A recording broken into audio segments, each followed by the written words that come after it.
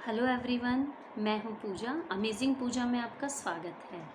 आज हम बात करेंगे एक नए टॉपिक पर, और ये इतना नया है, मुझे लगता है कि शायद इससे पहले कभी इस टॉपिक पर वीडियो नहीं बना होगा। लेकिन क्योंकि मैंने इन चीज़ों को रियल लाइफ में अपने साथ किया है, उनके रिजल्ट्स देखे हैं, तो मैं चाहती हूँ कि आप सब भी इसका फ़ायदा उठाएँ। तो चलिए आज हम बात करेंगे कि रेस्ट टाइम में एक जच्चा को क्या करना चाहिए, एक न्यू मदर को क्या करना चाहिए। एक नई जो मदर बनती है उसके लिए सबसे ज़्यादा एक बात इम्पॉर्टेंट ये हो जाती है कि वो करे क्या।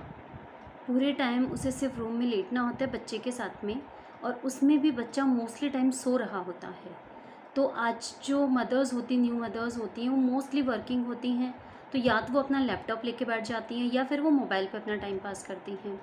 तो मैं सबसे यही कहना चाहती हूँ कि रेस्ट टाइम में हमें क्या करना चाहिए। इससे जानने से पहले मैं आपको ये बताऊँगी कि आपको क्या नहीं करना है। उसके बाद में हम डिस्कस करेंगे कि हमें करना क्या है।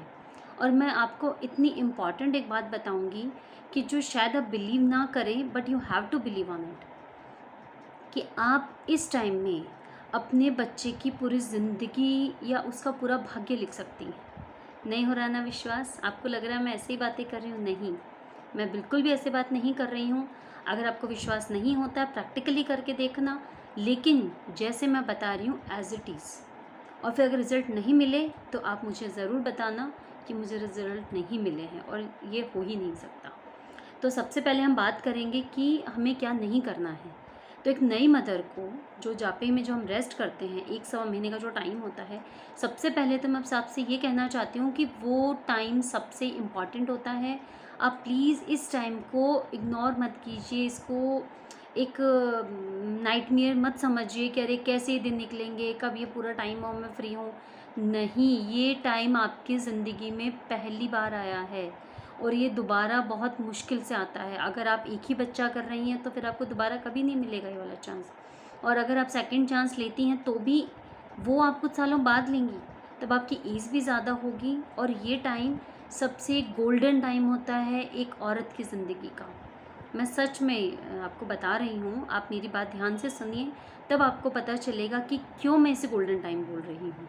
ओके, तो सबसे पहले तो आपको ये करना है कि आप चाहे वर्किंग मदर्स, आप चाहे वर्किंग वुमेन हैं और चाहे आप हाउसवाइफ रही हों, आपको जापे के टाइम में बिल्कुल भी फ़ोन और लैपटॉप को नहीं काम में लेना है।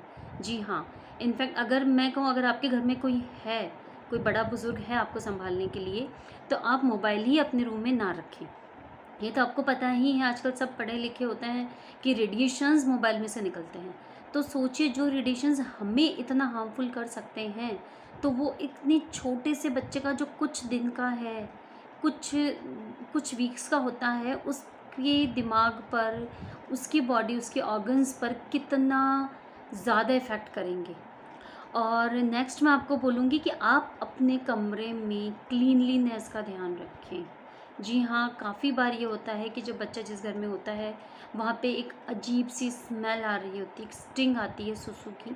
जैसे आपने एक बार बच्चे ने सुसु किया, हम उसके नैपी को रख लेते, अरे इतना सही तो है, सेकंड टाइम यूज़ कर लेंगे। लेकिन बच्चे की जो लू होती है वो बहुत ज़्यादा स्मेल करती है, तो चाहे बच्चे ने 4-5 ड्रॉप्स ही किया हो, आप उसको वॉश करने ही डालें। अगर इन चीज़ों का आप ध्यान रखेंगी तो आपके रूम में से गंदी सी स्मेल नहीं आएंगी। रेगुलर आप डेली बाथ नहाना आप नहाएं, और बच्चे को भी अगर जैसा भी आपके वहाँ आपके घर में अलाउड करें उस हिसाब से करें, लेकिन आपको डेली नहाना है। अपने कपड़े, ये बच्चे के कपड़े डेली वॉश करने हैं, पूरी प्रॉपर्ली झाड़ू पोंछा सफाई जो भी आपके रूम में होना चाहिए वो क्लीनलीनेस रखनी है। इससे आपको बहुत फ्रेश फील होगा, कोई बीमारी भी नहीं होगी, आपके बच्चों को कोई इन्फेक्शन भी नहीं होगा। और नेक्स्ट और सबसे लास्ट पॉइंट है कि आपको टेंशन नहीं करनी है। हो सकता है आपके घर में कोई प्रॉब्लम्स हो, बहुत सारी, हो सकता है वर्किंग हो तो आपको जॉब को लेके कई तरह की टेंशन्स हो, या किसी भी तरह की काफ़ी प्रॉब्लम्स एक इंसान की ज़िंदगी में होती हैं। तो आपको ये सोचना है कि सबकी लाइफ में प्रॉब्लम्स है। अगर आप टेंशन करेंगी तो वो ये टाइम में ही थोड़े ना है। और आपको कौन सा पूरे लाइफ टाइम के लिए बोल रहे हैं कि आप टेंशन ना करें। आपको सिर्फ और सिर्फ उस रेस्ट टाइम में रिलैक्स होना है कि जहाँ जो हो रहा है होने दो, मैं इस रेस्ट के बाद में सबको मैनेज कर लूँगी, उसके बाद मैं देखती हूँ। वैसे भी आप टेंशन करके तो कुछ कर नहीं सकती हैं। तो इससे अच्छा है रिलैक्स हो जाएं, क्योंकि आपकी जैसी मेंटल स्टेटस होगा वैसा ही बच्चे पे इफेक्ट पड़ता है। ओके, तो ये तो हो गई कि आपको जो बातें नहीं करनी है। अब हम आते हैं अपने टॉपिक पर कि हमें करना क्या है। मैंने पहले आपको इसलिए बताया क्योंकि अगर मैं सिर्फ ये बातें बता दी कि आपको क्या क्या करना है, उसके साथ में अगर आप ये चीज़ें भी करते तो आपको उन चीज़ों के बेनिफिट्स नहीं मिलते। इसलिए पहले ज़रूरी कि आप ये सारी चीज़ें करें, उसके बाद में आपको अब जो मैं बातें बता रही हूँ उसके बाद आपको वो सारे काम करने हैं। सबसे पहली बात तो ये है कि आप अगर आपको बोर कर रहा है या आपको रूम में बहुत इस तरह से बोर्डम सा लग रहा है, तो आप बिल्कुल लाइट इंस्ट्रूमेंटल म्यूज़िक हल्का सा चला सकती हैं जो बच्चा जग रहा हो। जब आप और बच्चे जग रहे हों तो हल्का सा एनवायरनमेंट को अच्छा करने के लिए आप लाइट म्यूज़िक चला सकती हैं। नेक्स्ट है नींद। आप ये मत सोचिए कि क्या दिन भर सोना है, ये है वो नहीं, सोना बहुत ज़रूरी है। आपकी बॉडी बहुत थक जाती है इतने टाइम, 9 मंथ आपने जो इतना इनटेक करते हैं, बच्चा होता है फिर वो बाहर आता है, तो इतना जो एक्सर्ट आपकी बॉडी होती है उसे रेस्ट चाहिए होता है। तो आप नोटिस करना कि जब बच्चा होता है और अगर आप मोबाइल टीवी वगैरह इग्नोर कर दें तो आपको खुद को फील होगा कि आपको बहुत नींद आ रही है। आपकी बॉडी में इतनी हिम्मत ही नहीं होती, इतनी वीकनेस होती है कि बस खाना है और सोना है। कुछ दिन तो आपका यही रहेगा। तो आपको उसे मतलब टालना नहीं है कि नहीं कोई बात नहीं, ठीक है नींद ही तो है, मैं रात को सो जाऊँगी, क्योंकि आपको बच्चे के साथ ही सोना है। बच्चे की नींद को आप नहीं डिटरमाइन कर सकती हैं। जब उसको दिन में सोना है दिन में सोएगा, रात में सोना है रात में सोएगा। तो जब वो सोएं तो ट्राई करें कि तब आप भी उसके साथ सो जाएं, क्योंकि जब वो जागेगा जब तो आपको जागना ही पड़ेगा उसके साथ में। तो इस तरह से आपकी नींद डिस्टर्ब नहीं होगी। नींद डिस्टर्ब नहीं होगी तो आप हेल्दी रहेंगी, खुश रहेंगी और बच्चे को अच्छे से मैनेज कर लेंगी। अगर वो कहीं क्रैंकी हो जाता है, कोई प्रॉब्लम, उसको थोड़ा सा कुछ बीमार हो जाता है या वो बहुत टाइम जागता है, तो आप परेशान नहीं होंगी और बिल्कुल खुश होकर उस बच्चे को संभाल लेंगी अच्छे से, कोई दिक्कत नहीं आएगी। नेक्स्ट है कि आपको पॉजिटिव थिंकिंग रखनी है। ये सबसे इम्पॉर्टेंट टॉपिक है।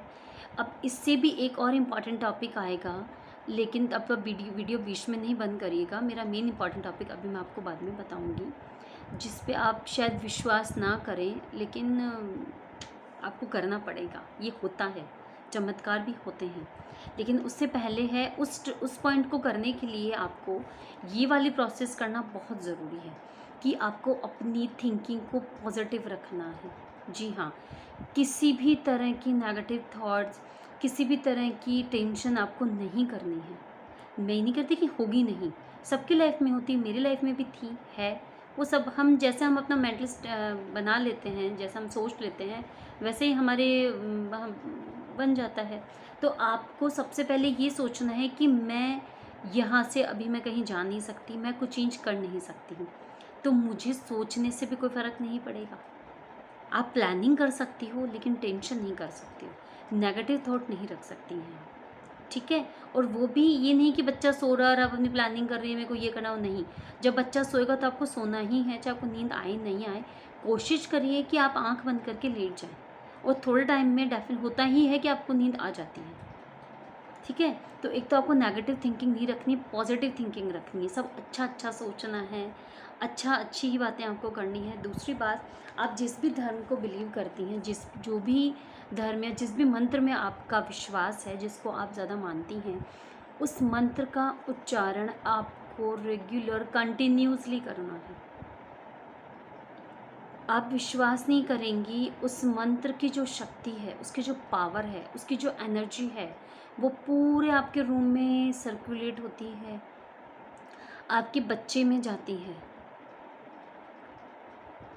उसको काफ़ी उसका ब्रेन डेवलप करती है, आपके रूम की नेगेटिव एनर्जी को ख़त्म करती है, आपके ब्रेन पावर को बढ़ाती है, जो वो उस सेम डे के लिए नहीं, वो काफ़ी टाइम, मतलब सालों साल आपके काम करेगा। ये मत सोचिए। इसीलिए मैं कह रही हूँ कि ये रेस्ट टाइम जो है ये गोल्डन डेज़ होते हैं। इसमें आप अगर इसको सही ट्रैक पे ले जाए, अगर इस पर सही काम करें, तो ये आपके आगे की कई सालों की ज़िंदगी को चेंज कर देता है। फिर वो आप पे डिपेंड करता है कि आप उस चीज़ को कंटिन्यू करें नहीं करें, तो वो आपके लाइफ टाइम चल सकता है।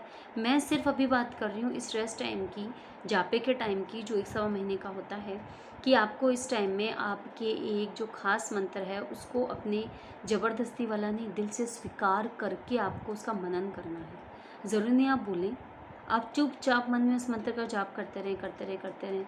जब भी याद आए आप शुरू कर दें, जब भी आप जाग रहे हो जब भी कर दें।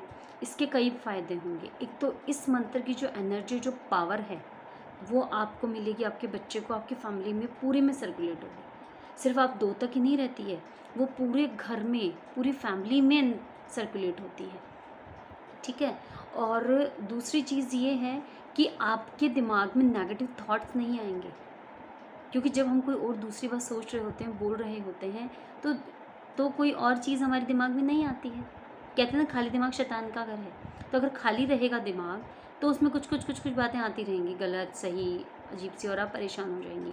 और अगर आप मंत्र का उच्चारण कर रही हैं, उसी को ही सोच रही हैं, तो एक कोई नेगेटिव चीज़ आपके दिमाग में आ ही नहीं सकती। ठीक है। और अब मैं बात करती हूँ अपने सबसे इम्पॉर्टेंट चीज़ की, वो है अपने बच्चे का भाग्य लिखना। हाँ, आपके बच्चे का भाग्य आप लिख सकती हैं, और इससे अच्छा टाइम नहीं होगा। आप ये कभी भी कर सकती हैं अपनी ज़िंदगी में। एक माँ होती है जो इस धरती पर भगवान का स्वरूप होती है। ठीक है। माता पिता दोनों को बोला जाता है कि दोनों भगवान का स्वरूप है, लेकिन उन दोनों में भी अगर आप पुराणों को पढ़ें तो आपको पता चलेगा कि पिता से बड़ा जो होता है, पिता से बड़ी जो जगह है, पिता से ज़्यादा जो सम्मान है, वो माँ को दिया गया है। उसके बहुत से कारण हैं, उस पे हम कभी आगे कभी बात करेंगे, उस पर भी मैं आपको कभी बताऊंगी कि माँ को ज़्यादा सम्मान क्यों दिया गया है पिता से। ठीक है। तो अभी हम अपने टॉपिक पर आते हैं कि आप अपने बच्चे का भाग्य कभी भी लिख सकती हैं, वो आप पर डिपेंड करता है। लेकिन हम बाद में अपनी ज़िंदगी में इतने उलझ जाते हैं कि हमें इतना खाली रहने का टाइम ही नहीं मिलता है। लेकिन क्योंकि इस टाइम में और हम बिल्कुल फ्री होते हैं और हमारे टाइम पास नहीं हो रहा है, तो इससे अच्छे गोल्डन टाइम कभी हो ही नहीं सकता है। आप अपने बच्चे का भाग्य कैसे लिख सकती हैं? आपको अपने बच्चे के जीवन में जो भी चीज़ें चाहिए, जो भी चाहती हैं कि मेरा बच्चा ये बने, उसकी परवरिश ऐसे हो, वो ऐसा इंसान बने, उसकी पढ़ाई ऐसी हो, वो यहाँ जॉब करे, उसको ऐसा लाइफ पार्टनर मिले, सो एंड सो, मतलब कितना भी दूर तक जा सकती हैं आप, उसके बच्चों तक भी जा सकती हैं। ऐसा कुछ भी नहीं है कि आपके लिमिटेशन है कि बस उसके बड़े होने तक का ही, ऐसा नहीं है। आपकी सोच, आपकी इमेजिनेशन जितनी आपको बढ़ानी आप बढ़ाइए, ये एंडलेस है। जो भी आप अपने बच्चे के लिए चाहती हैं, वो आपको सोचना है उसके लिए। लिखने के लिए मैं अभी नहीं बोल सकती हूँ, वो आप जापे के बाद में कर सकती हैं, क्योंकि इस टाइम में मैं आपको सजेस्ट करूँगी कि आप लिखना, पढ़ना, मोबाइल पे बातें करना, टीवी देखना, लैपटॉप, इस किसी भी इलेक्ट्रॉनिक गैजेट्स को अपने पास रखना, ये नहीं करना है, क्योंकि आपकी आँखें बहुत वीक होती हैं। अगर आप ऐसा कोई काम करेंगी तो आँखों पे जोर पड़ेगा और वो बहुत जल्दी वीक हो जाएंगी। ठीक है। और उनकी पावर भी कम हो जाती है। इसलिए मैं लिखने के लिए नहीं बोलूँगी, लिखने से तो और बहुत पावरफुल हो जाती है आपकी ब्लेसिंग्स, लेकिन वो आप रेस्ट टाइम के बाद कर सकती हैं। लेकिन फ़िलहाल आपको सिर्फ इमेजिन करना है। जब भी आप फ्री होती हैं तो फालतू की बात सोचने की बजाय से अपने बच्चे का भाग्य सोचना। क्या सोचना है? जैसे ये बच्चा जिसको मैंने जन्म दिया है, ये बहुत भाग्यशाली है, ये एक पावरफुल सोल है, he is a divine soul, ये एक शुद्ध आत्मा है, ये बहुत भाग्यशाली आत्मा है। हम बहुत भाग्यशाली पिता हैं कि इतना प्यारा बच्चा भगवान का स्वरूप बनकर हमारी ज़िंदगी में आया है। अगर आप चाहती हैं कि वो बड़ा होके कुछ भी, लाइक जैसे आप चाहती हैं वो डॉक्टर बने, तो आप ये सोच सकती हैं कि ये हमारा जो बच्चा है, जो हमारे घर में एक आत्मा जो आई है, ये एक बहुत शुद्ध आत्मा है और ये बड़ा होकर डॉक्टर बनेगा। मैं उसके साथ, ऐसे लोगों के साथ ही ट्रीट करेगा, बहुत फेमस डॉक्टर बनेगा ये। इस तरह से आप जो ब्लेसिंग्स है, जो उसके लिए सोचना, सोच सकती हैं। इसके लाइफ पार्टनर बहुत ब्यूटीफुल होगी, इसके बच्चे बहुत प्यारे प्यारे होंगे, हम सब एक साथ पूरी फैमिली में प्यार से हंसते हुए रहेंगे। ये हमारी हर बात मानने वाला बच्चा है। होगा होगा नहीं करना है, हमको है पे जोड़ देना है कि बहुत बात मानने वाला आज्ञाकारी बच्चा है। ये एक सतयुगी आत्मा है। इस तरह की ब्लेसिंग्स जो भी जितनी भी आपके दिमाग में आए, अच्छी अच्छी बातें उस बच्चे के लिए बोलनी है। हो सकता है आपको लगे कि मेरा बच्चा उतना ब्यूटीफुल नहीं है, लेकिन आपको ये थॉट आपके मन में नहीं लानी कि मेरा बच्चा तो कितना बेकार है, अरे ये तो ऐसा होना चाहिए था, वो नहीं। और उसके नाक में कोई प्रॉब्लम है, उसमें कोई प्रॉब्लम, या हो सकता है वो बीमार हो या उसको कोई बीमारी रही हो, तो आप वो भी उसको ब्लेसिंग से ठीक कर सकती हैं कि बिल्कुल हेल्दी है। मान लो कई बच्चे होते हैं जिनके बाई बर्थ ही हार्ट में होल आ गया हो, या फिर कोई और बीमारियां आ गई हो, कुछ भी आजकल तो बहुत से केसेस हो जाते हैं। तो भगवान ना करे ऐसा हो, बट इन केस अगर कुछ होता है तो आप वो भी उसके ठीक कर सकती हैं लेटे लेटे ही, उसको गुड वाइब्रेशंस सेंड करके कि ये बिल्कुल हेल्दी सोल है, ये बिल्कुल स्वस्थ आत्मा है, ये बिल्कुल स्वस्थ बच्चा है, इसको कुछ हो ही नहीं सकता है। इसका ट्रीटमेंट हो रहा है, बिल्कुल सही डॉक्टर के द्वारा इसका ट्रीटमेंट हो रहा है और बहुत जल्दी ये ठीक होने वाला है। मैं जब ये मतलब आप अपने टारगेट बना लीजिए कि बस 5 डेज़ बाद में ये बिल्कुल कम्प्लीटली ठीक होगा और बिल्कुल पॉजिटिव रिपोर्ट्स आने वाली हैं। इस तरह की पॉजिटिव वाइब्रेशंस आप अपने बच्चे को दे सकती हैं और ये चमत्कारिक रूप से काम करती हैं। लेकिन सिर्फ बोल देने से नहीं होता है, आपको दिल से मानना है, मानकर बोलना है और सोचना है। ज़रूरी नहीं बोलें आप लेटे लेटे उस चीज़ का मनन करते रहें बार बार बार बार, लेकिन हर बार आपको लाइन चेंज नहीं करनी है। आपको एक ही लाइन पे फोकस करना है, हर बार उन्हीं लाइंस को रिपीट करने की कोशिश करें, ठीक है। और पूरे विश्वास के साथ बोलना है कि हाँ ये होगा, ये होता है, मैं इसको दुआएं दे रही हूँ, इसकी भगवान मैं हूँ, इसे मैंने जन्म दिया है और इसका भाग्य मैं लिख रही हूँ, और जो मैंने लिखा, जो मैंने सोचा है वही इसके जीवन में होगा, इसको कोई बदल नहीं सकता। और ये सच्चाई है कि माँ जो अपने बच्चे के लिए सोचती है या उसके भाग्य के लिए कुछ भी अगर वो बोलती है या उसके लिए जो दुआएं करती हैं, उसको भगवान भी नहीं बदल सकता है। तो आज के लिए इतना ही, और यही मेरी गोल्डन राय थी आपके लिए कि हम अपने बच्चों के भाग्य बदल सकते हैं। लेकिन आप ये मत सोचिए 1-2 दिन में होगा, आपको कंटिन्यूसली पूरे विश्वास के साथ ये काम करना है, साथ में अपनी नेगेटिविटीज़ को हटा के। नहीं तो अगर आप एक तरफ नेगेटिव थॉट्स रख रही हैं, दूसरी तरफ आप ऐसी वाइब्रेशंस दे रही हैं, तो फिर ये कोई वर्क नहीं करेगी। ओके, तो all the best for your wish और योर रेस्ट टाइम। अच्छे से आप अपना आराम कीजिए, और जो हमारे बुज़ुर्गों ने हमें जो भी चीज़ें दी हैं या हमको बताते हैं, वो हमारे अच्छे के लिए होती हैं। उन सब के पीछे कोई ना कोई साइंटिफिक रीज़न होता है जो हमें नहीं पता, लेकिन वो हमारे हेल्थ के लिए, हमारे बच्चे के लिए बहुत इम्पॉर्टेंट होती है। Okay, bye.